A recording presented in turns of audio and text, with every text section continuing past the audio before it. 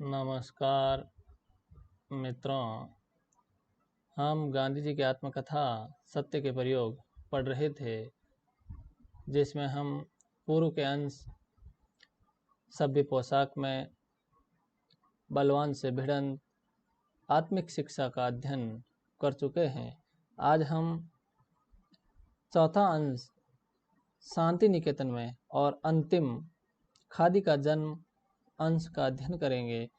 शांति निकेतन अंश में गांधी जी ने भारतीय जीवन मूल्यों से ओतप्रोत संस्कार, सहयोग, समरसता के महत्व को प्रतिपादित किया है और उन्होंने यह सत्य जाना कि यदि विद्यालय परिवार में पारिवारिक संबंध है तो विद्यालय अधिक उन्नति करता है।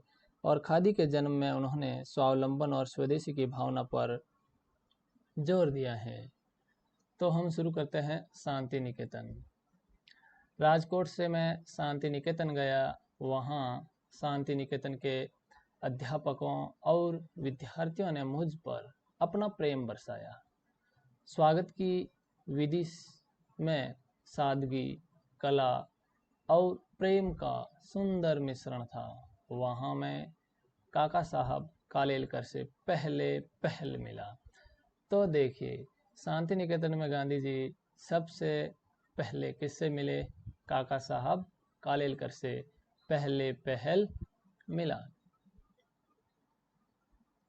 कालेलकर काका साहब क्यों कहलाते थे, यह मैं उस समय नहीं जानता था, लेकिन बाद में मालूम हुआ कि केशवराव देशपांडे जो विलायत में मेरे समकालीन थे। कहाँ पर भाई? विलायत में, मतलब विदेश में, इंग्लैंड में मेरे समकालीन थे और जिनके साथ विलायत में मेरा अच्छा परिचय हो गया था। बड़ौदा राज्य में गंगानाथ विद्यालय चला रहे थे। यानी जो केशवराव देशपांडे जी थे वो बड़ौदा राज्य में गंगानाथ विद्यालय चला रहे थे। उनकी अनेक भावनाओं में से एक यह भी थी कि विद्यालय में पारिवारिक भावना होनी चाहिए। विद्यालय में पारिवारिक भावना यानी परिवार धन एक से बना पारिवारिक, यानी परिवार जैसी भावना होनी चाहिए। इस विचार से वहाँ सब अध्यापकों के नाम रखे गए थे। यानी जो गंगनाथ विद्यालय था, इनमें पारिवारिक भावना के कारण ही सभी अध्यापकों के नाम परिवार के आधार, जिस प्रकार से परिवार में नाम होते हैं, ऐसे नाम पारिवारिक भावना के आधार पर परिवार से संबंधित सदस्यों के नाम विद्यालय के अध्यापकों के रखे गए। उनमें कालेलकर को काका नाम मिला, तो उनमें कालेलकर साहब को काका नाम मिला। और फड़के मामा बने हरिहर शर्मा अण्णा कहलाए। दूसरों के भी यथा योग्य नाम रखे गए, यानी जैसा उन्होंने उचित समझा वैसे नाम रखे गए। काका के साथी के रूप में आनंदानंद, यानी आनंद प्लस आनंद, आनंदानंद, और मामा के मित्र के नाते पटवर्धन आप्पा आगे चलकर इस कुटुंब में सम्मिलित हुए। यानी बाद में ये दो लोग और इसमें शामिल हो गए। इस कुटुंब के उपर्युक्त 500 सदस्य एक के बाद एक मेरे साथी बने। यानी जो इस विद्यालय से जुड़े हुए थे सभी गांधी जी के एक एक करके सभी इसके गांधी जी के साथी बन गए। देशपांडे साहब के नाम से पुकारे जाने लगे। साहब का विद्यालय बंद होने पर वह कुटुंब बिखर गया, पर इन लोगों ने अपना आध्यात्मिक संबंध न छोड़ा। इसमें भी देखो, अध्यात्म प्लस एक से बना है, आध्यात्मिक एक प्रत्यय है। काका साहब भिन्न भिन्न अनुभव प्राप्त करने में लग गए। इसी सिलसिले में वे इस समय शांति निकेतन में रहते थे। यानी अनुभव प्राप्त करने के नाते शांति निकेतन में काका साहब भी रहने लगे। इसी मंडल के एक और सदस्य चिंतामणि शास्त्री भी वहाँ रहते थे। ये दोनों संस्कृत सिखाने में हिस्सा लेते थे। यानी इन दो के जिम्मे संस्कृत सिखाने का संस्कृत सिखाने की जिम्मेदारी इनको सौंपी गई थी। शांति निकेतन में मेरे मंडल को अलग से ठहराया गया था। यहाँ मगनलाल गांधी उस मंडल को संभाल रहे थे और फिनिक्स आश्रम के सब नियमों का पालन सूक्ष्मता से कराते थे। मैंने देखा कि उन्होंने अपने प्रेम, ज्ञान और उद्योग के कारण शांति निकेतन में अपनी सुगंध फैला दी थी। तो देखिए, सुगंध का मतलब होता है खुशबू और दुर्गंध का मतलब बदबू। तो एक खुशबू और बदबू, सुगंध, दुर्गंध, ये आपस में विलोम शब्द है। इसमें सु उपसर्ग है और दुर्गंध में दुर उपसर्ग है। एंड्रज तो यहाँ थे ही, पियर्सन थे, जगदान बाबू, नेपाल बाबू, संतोष बाबू, सिटी मोहन बाबू, नगैन बाबू, शरद बाबू और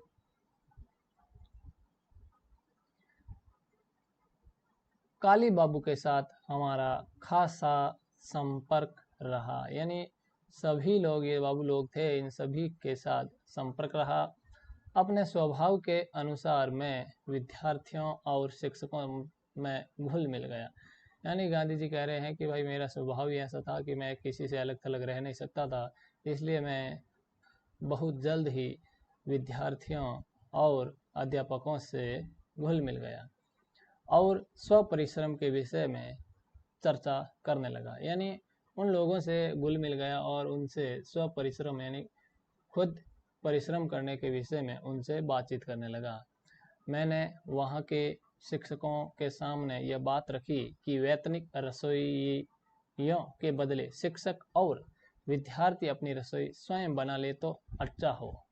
क्या रखी गांधी जी ने? वहाँ जब रहने लगे तो उन्होंने कहा कि भाई आप वैतनिक रसोइया, ये भी देखो, वेतन धन एक से वैतनिक रसोई के बदले शिक्षक और विद्यार्थी अपनी रसोई स्वयं बना ले तो अच्छा हो। ऐसा गांधी जी ने उनके सामने विचार रखा। तो क्या हुआ, इस पर अमल देखो। अब उन्होंने आगे भी समझाया कि ऐसा करने से आरोग्य यानी स्वास्थ्य और नीति की दृष्टि से रसोई घर पर शिक्षक समाज का प्रभुत्व स्थापित होगा और विद्यार्थी स्वावलंबन तथा स्वयं पाक का पदार्थ पाठ सीखेंगे। स्वयं पाक मतलब अपना भोजन खुद ही पकाना, ऐसा विद्यार्थी सीख सकेंगे और वो स्वावलंबी भी बनेंगे और भोजनशाला पर शिक्षक समाज का प्रभुत्व होगा। ये फायदा उन्होंने समझाया। एक दो शिक्षकों ने सिर हिलाया। कुछ लोगों को यह प्रयोग बहुत अच्छा लगा। नई चीज फिर यह कैसी भी क्यों न हो, बालकों को तो अच्छी लगती ही है। इस न्याय से यह चीज भी उन्हें अच्छी लगी और प्रयोग शुरू हुआ। जब कविश्री के सामने यह चीज रखी गई तो उन्होंने अपनी यह सम्मति यानी सहमति दी कि यदि शिक्षक अनुकूल हो तो स्वयं उन्हें यह प्रयोग अवश्य पसंद होगा। उन्होंने विद्यार्थियों से कहा, इसमें स्वराज्य की चाबी मौजूद है। किसकी चाबी मौजूद है भाई? स्वराज्य की चाबी मौजूद है। पियर्सन ने प्रयोग को सफल बनाने में अपने आप को खपा दिया। उन्हें यह बहुत अच्छा लगा। एक मंडली साग काटने वालों की बनी, दूसरी अनाज साफ करने वालों की। रसोई घर के आसपास शास्त्रीय ढंग से सफाई रखने के काम में नगैन बाबू आदि जुट गए। उन लोगों को कुदाली से काम करते देखकर मेरा हृदय नाच उठा। गांधी जी ने कहा कि मैंने उनको सुझाव दिया था, उन्होंने इस पर अमल शुरू कर दिया, तो मैंने ऐसा देखकर मेरे को बहुत ही हार्दिक प्रसन्नता हुई। लेकिन मेहनत के इस काम को 125 विद्यार्थी और शिक्षक भी एकाएक नहीं अपना सकते थे। यानी ये मेहनत का काम था, अचानक वो एकाएक यानी तत्काल अपना नहीं सकते थे। अतएव रोज चर्चाएं चलती। कुछ लोग थक जाते, परंतु पियर्सन क्यों थकने लगे? वे हंसते सहरे से रसोई घर के किसी न किसी काम में जुटे ही रहते। बड़े बड़े बर्तन मांजना उन्हीं का काम था। यानी जो पियर्सन थे, ये बड़े बड़े बर्तन मांजने का काम किया करते थे। बर्तन मांजने वाली टुकड़ी की थकान उतारने के लिए कुछ विद्यार्थी वहाँ सितार बजाते थे। विद्यार्थियों ने प्रत्येक काम को पर्याप्त उत्साह से अपना लिया और समूचा शांति निकेतन मधुमक्खियों की छत्ते की भांति गूंजने लगा। इस प्रकार के फेरफार जब एक बार शुरू हो जाते हैं तो फिर वे रुक नहीं पाते। फिनिक्स का रसोईघर स्वावलंबी बन गया था। यही नहीं बल्कि उसमें रसोई भी बहुत सादी बनती थी। मसालों का त्याग किया गया था, यानी बिल्कुल साधारण भोजन बनाया जाने लगा और सब्जी में मसालों का त्याग किया गया। अतएव भात, दाल, साग तथा गेहूं के पदार्थ भी भाप के द्वारा पका लिए जाते थे। बंगाली खुराक में सुधार करने के विचार से उस प्रकार का एक रसोईघर शुरू किया था। उसमें 1-2 अध्यापक और कुछ विद्यार्थी सम्मिलित हुए थे। ऐसे ही प्रयोगों में से सर्वसाधारण रसोईघर को स्वावलंबी बनाने का प्रयोग शुरू किया जा सका था। पर आखिर कुछ उदाहरणों से यह प्रयोग बंद हो गया। आखिर कुछ कारणों से यह प्रयोग बंद हो गया। मेरा विश्वास यह है कि इस जगत विख्यात संस्था ने थोड़े समय के लिए भी इस प्रयोग को अपनाकर कुछ खोया नहीं और उससे प्राप्त अनेक अनुभव उसके लिए उपयोगी सिद्ध हुए थे। मेरा विचार शांति निकेतन में कुछ समय रहने का था, किंतु विधाता यानी ईश्वर मुझे जबरदस्ती घसीट कर ले गया। गांधी जी का मानना है कि भाई मैं शांति निकेतन में कुछ समय और रहना चाहता था, लेकिन ईश्वर को ये मंजूर नहीं था, इसलिए उन्होंने मेरे को घसीट कर यहाँ से ले गए। मैं मुश्किल से वहाँ 1 हफ्ता रहा होऊंगा। हफ्ता का मतलब होता है सप्ताह, यानी 7 दिन रहा होऊंगा कि इतने में पूना से गोखले का अवसान का तार मिला। यानी वो पुणे से खबर आ गई कि भाई गोपाल कृष्ण गोखले जी का अवसान हो गया, यानी उनका निधन हो गया है। ऐसा तार गांधी जी को मिला। शांति निकेतन शोक में डूब गया, यानी शांति निकेतन में दुख ही दुख प्रकट होने लगा। सब मेरे पास संवेदना के लिए आए। मंदिर में विशेष सभा की गई।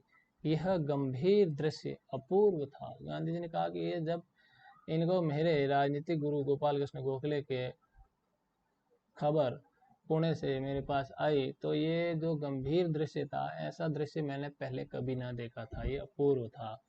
मैं उसी दिन पूना के लिए रवाना हुआ। पत्नी और मगनलाल गांधी को अपने साथ लिया। गांधी जी ने कहा कि इन लोगों को मैंने अपने साथ लिया, बाकी सब शांति निकेतन में रहे। वर्धमान तक एंड्रूज मेरे साथ आए थे। उन्होंने मुझसे पूछा, क्या आपको ऐसा लगता है कि हिंदुस्तान में आपके लिए सत्याग्रह करने का अवसर आएगा, और अगर ऐसा हो तो कब आएगा, इसकी कोई कल्पना आपको है? मैंने जवाब दिया, इसका उत्तर देना कठिन है। अभी 1 वर्ष तक तो मुझे कुछ करना ही नहीं है। तो उन्होंने पूछा कि भाई गांधी जी आप हिंदुस्तान में कब सत्याग्रह करोगे? तो गांधी जी ने कहा कि भाई मैं 1 वर्ष तक तो कुछ भी नहीं करने वाला हूँ। क्यों नहीं करूँगा? इसका कारण ये इन्होंने बताया कि गोखले जो मेरे राजनीतिक गुरु है ने मुझसे प्रतिज्ञा करवाई है कि मुझे 1 वर्ष तक देश में भ्रमण करना है। केवल देश में घुमाई करनी है और देखना है कि कहाँ क्या क्या हो रहा है और कितनी समस्याएं हैं, कितना दुख दर्द झेल रही है यहाँ की जनता। किसी सार्वजनिक प्रश्न पर अपना विचार न तो बनाना है न प्रकट करना है, यानी सार्वजनिक प्रश्न है, यानी जो सभी से संबंधित है, इस पर तो मेरे को कुछ बोलना ही नहीं है। मैं इस प्रतिज्ञा का अक्षरशः पालना करूंगा। बाद में भी मुझे किसी प्रश्न पर कुछ कहने की जरूरत होगी तभी मैं कहूँगा। इसलिए मैं नहीं समझता कि 5 वर्ष तक सत्याग्रह करने का कोई अवसर आएगा। यहाँ यह कहना अप्रस्तुत न होगा कि हिंद स्वराज्य में मैंने जो विचार व्यक्त किए हैं गोखले उनका मजाक उड़ाते थे और कहते थे, आप 1 वर्ष हिंदुस्तान में रहकर देखेंगे तो आपके विचार अपने आप ठिकाने आ जाएंगे। यानी गांधी जी ने जो हिंद स्वराज में अपने विचार रखे थे उसका गोखले मजाक उड़ाते थे और कहते थे कि अरे गांधी जी, आपने इसमें क्या लिखा है, आप 1 वर्ष हिंदुस्तान में रहकर देखोगे तो आपके जो विचार, जो इस तरह के उच्च विचार है, वो अपने आप क्या आएंगे, ठिकाने आ जाएंगे। यहाँ की समस्याओं से आप वाकिफ हो जाएंगे। अब अंतिम अंश है खादी का जन्म। इस बारे में देखते हैं किस प्रकार से खादी का जन्म होता है। गांधी जी कहते हैं, मुझे याद नहीं पड़ता कि सन 1908 तक मैंने चरखा या करगा कहीं देखा हो। फिर भी मैंने हिंद स्वराज्य में यह माना था कि चरखे के जरिए हिंदुस्तान की कंगालियत मिट सकती है, और यह तो सबके समझ सकने जैसी बात है कि जिस रास्ते भुखमरी मिटेगी उसी रास्ते स्वराज्य मिलेगा। तो ये गांधी जी का स्पष्ट विचार था कि चरखे से इस देश की कंगाली को मिटाया जा सकता है, भुखमरी को मिटाया जा सकता है और देश को स्वराज्य दिलाया जा सकता है। सन 1915 में मैं दक्षिण अफ्रीका से हिंदुस्तान वापस आया। यानी 1915 में गांधी जी दक्षिण अफ्रीका गए हुए थे मुकदमे की पैरवी करने के लिए। तो वहाँ से हिंदुस्तान वापसी होती है गांधी जी की। तब भी मैंने चरखे के दर्शन नहीं किए थे। आश्रम के खुलते ही उसमें करगा शुरू किया था। करगा शुरू करने में भी मुझे बड़ी मुश्किल का सामना करना पड़ा। हम सब अनजान थे, अतएव करगे के मिल जाने भर से करगा चल नहीं सकता था। यानी गांधी जी कह रहे थे कि भाई करगा हमें चलाना नहीं आता था। अगर हमने आसपास ढूंढ कर कहीं करगा खरीद भी लिया तो उस करगे को चलाएगा कौन। आश्रम में हम सब कलम चलाने वाले या व्यापार करना जानने वाले लोग इकट्ठा हुए थे। हम में कोई कारीगर नहीं था, इसलिए करगा प्राप्त करने के बाद बुनना सिखाने वाले की आवश्यकता पड़ी। काठियावाड़ और पालनपुर से करगा मिला। यानी गांधी जी की आखिर खोज पूरी हुई और करगा तो उनको मिल गया, और एक सिखाने वाला आया। उसने अपना पूरा हुनर नहीं बताया, पर मगनलाल गांधी, ये देखिए, मगनलाल गांधी शुरू किए हुए काम को जल्दी छोड़ने वाले ना थे। तो हमें भी हमारे जीवन में ये सीख लेनी है गांधी जी से ही और इन मगनलाल गांधी जी से भी। हम कोई भी काम शुरू करें तो उसका पूरा कर रहे, यानी बीच में काम छोड़े नहीं। ये हमें भी सीखना है। उनके हाथ में कारीगरी तो थी ही, इसलिए उन्होंने बुनने की कला पूरी तरह समझ ली और फिर आश्रम में एक के बाद एक नए नए बुनने वाले तैयार हुए। हमें तो अब अपने कपड़े तैयार करके पहनने थे।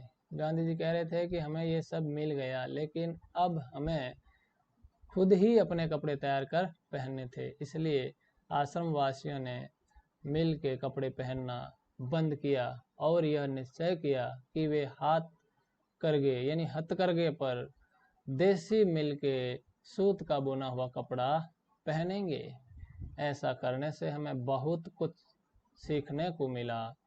हिंदुस्तान के बुनकरों के जीवन की, उनकी आमदनी की, सूत प्राप्त करने में होने वाली उनकी कठिनाई की, इसमें वे किस प्रकार ठगे जाते हैं और आखिर किस प्रकार दिन रात कर्जदार होते जाते थे, इस सब की जानकारी हमें मिली।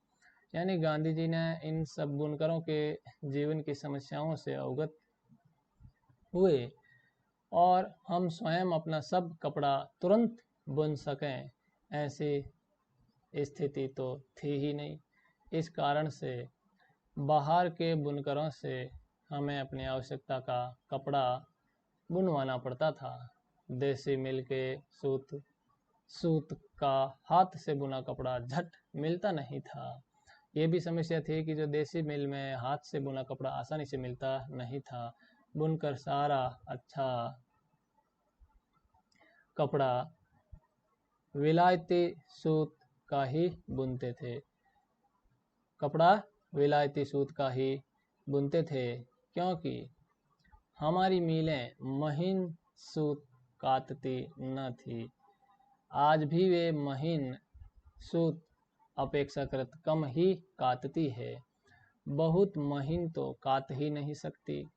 बड़े प्रयत्न के बाद कुछ बुनकर हाथ लगे, जिन्होंने देसी सूत का कपड़ा बुन देने की मेहरबानी की, यानी कृपा की। इन बुनकरों को आश्रम की तरफ से यह गारंटी देनी पड़ी थी कि देसी सूत का बुना हुआ कपड़ा खरीद लिया जाएगा। इस प्रकार विशेष रूप से तैयार कराया हुआ कपड़ा बुनवा कर हमने पहना और मित्रों में उसका प्रसार किया। यूँ हम काटने वाली मीलों के अवैतनिक एजेंट बने, यानी बिना कोई पैसे लिए हम उनके एजेंट बन गए। मिलों के संपर्क में आने पर उनकी व्यवस्था की और उनकी लाचारी की जानकारी हमें मिली। हमने देखा कि मिलों का ध्येय यानी उद्देश्य खुद काट कर खुद ही बुनना था। वे हाथ कर्गों की सहायता स्वेच्छा से नहीं बल्कि अनिच्छा से करती थी, अनधन इच्छा यानी बिना इच्छा से करती थी। यह सब देखकर हम हाथ से काटने के लिए अधीर हो उठे। क्या हो उठे भाई? अधीर हो उठे। हमने देखा कि जब तक हाथ से काटेंगे नहीं तब तक हमारी पराधीनता बनी रहेगी। मिलों के एजेंट बनकर हम देश सेवा करते हैं ऐसा हमें प्रतीत न हुआ।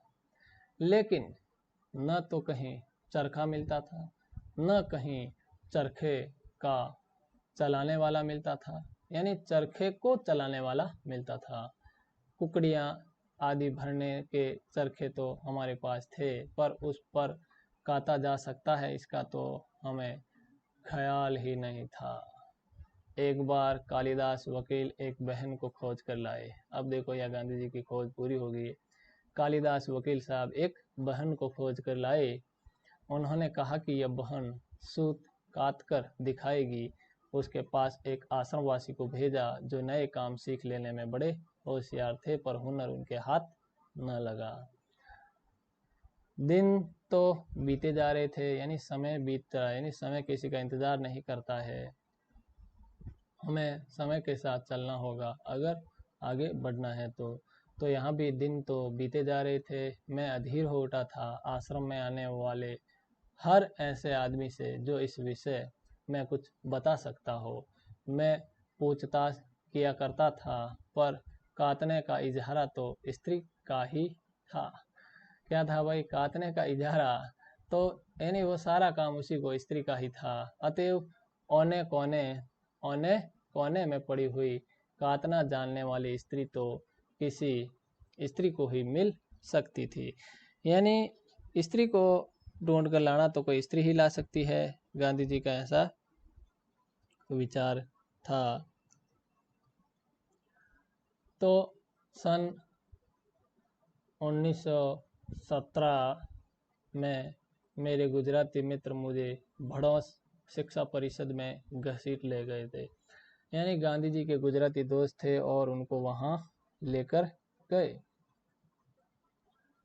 वहाँ महासाहसी विधवा बहन गंगाबाई मुझे मिली। ये देखिए, महासाहसी यानी बहुत बड़ी साहस की धनी विधवा बहन गंगाबाई गांधी जी से भेंट होती है, मुलाकात होती है।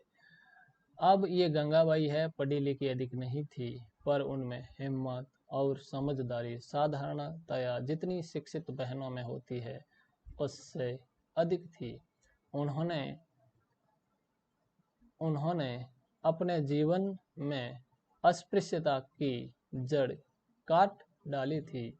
वे बेधड़क दलितों से मिलती और उनकी सेवा करती थी।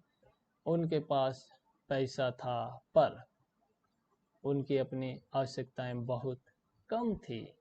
उनका शरीर सुदृढ़ था और चाहे जहां अकेले जाने में उन्हें जरा भी झिझक नहीं होती थी। वे घोड़े की सवारी के लिए भी तैयार रहती थी। यानी ये विधवा बहन गंगाबाई थी, ये घोड़े की सवारी के लिए भी तैयार रहती थी। और इन बहन का विशेष परिचय गोधरा की परिषद में प्राप्त हुआ। अपना दुख मैंने उनके सामने रखा, यानी वही सूत काटने वाला। और दमयंती जिस प्रकार नल की खोज में भटकती थी, उसी प्रकार नल और दमयंती की कथा हम सब जानते हैं। और उसमें किस प्रकार से दमयंती नल की खोज में भटकती है और दोनों की आपस में मुलाकात कैसे होती है, दोनों कैसे आपस में मिलते हैं।